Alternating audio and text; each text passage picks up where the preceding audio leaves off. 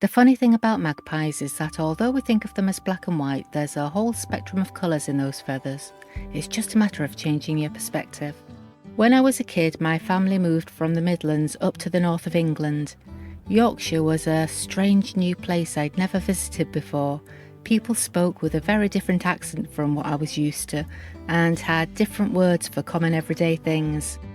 I started a new school and had to try and fit into this new world. As an undiagnosed autistic kid, I struggled to cope with the change and I withdrew into myself. In the years that followed, although I did make a couple of close friends and develop a bit of a Yorkshire accent, I'd spend a lot of time on my own drawing, sewing and watching the natural world outside the window.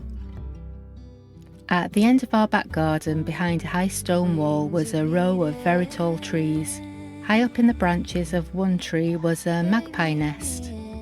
Each spring I'd sit at the window and watch the magpies repair and rebuild that nest and raise their young. Their quirky personalities captured my imagination and they featured quite frequently in my childhood artwork.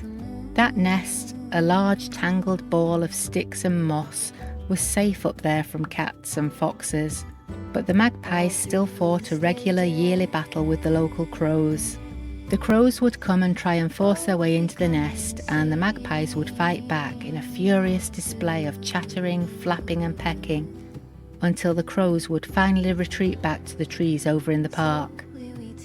I was always worried for the magpie chicks, but each year the family continued to thrive.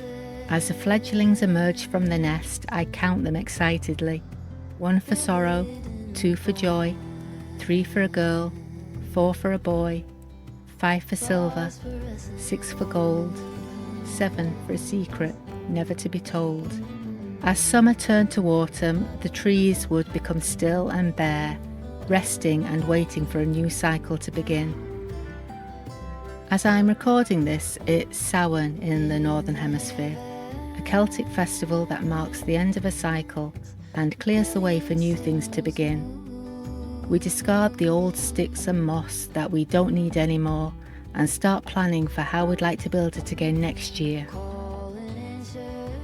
As we hunker down and look ahead to the challenges of the winter months, we prepare the best we can for whatever battles we may have to fight and hope that in the spring our precious eggs will hatch and grow to bring in the new cycle. We go through this process of life, death and rebirth, tearing down and rebuilding many times throughout our lives. 8 years ago, after a particularly difficult cycle, I escaped a dangerous situation. I went to therapy, I quit drinking and I began to completely rebuild my life. To celebrate my new start, I got a magpie tattoo. At the time, a few people commented that it was a bad idea to get a lone magpie, as one on its own was bad luck, 1 for sorrow and all that. I joke that I was basically a magpie myself, as I was always picking up shiny rocks, so with my magpie friend on my arm there'd always be 2 of us. I've seen a lot of change in the years since then. This weird and wonderful journey we call life has taken me across the UK to the birthplace of my grandmother in Wales and onto a little narrowboat. I live mostly in the territory of crows and ravens here, so I don't see too many magpies by the canal. But earlier this year, I heard that familiar chattering sound close by. I looked out and saw a pair of magpies in the tree right above my boat. I took a deep breath and braced myself for change.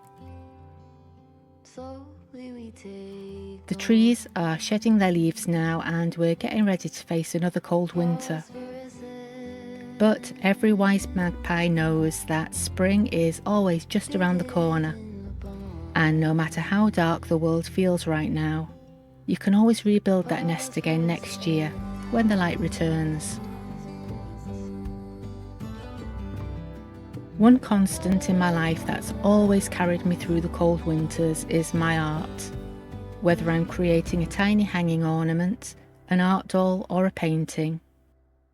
Being creative, taking an idea and crafting it into an object that exists in the real world, is the thing that keeps me looking forward with hope and curiosity. I feel so very fortunate to be able to make a living from sharing my art with the world. My one hope for this little magpie is that she'll bring a little bit of joy into the life of another lone magpie out there somewhere.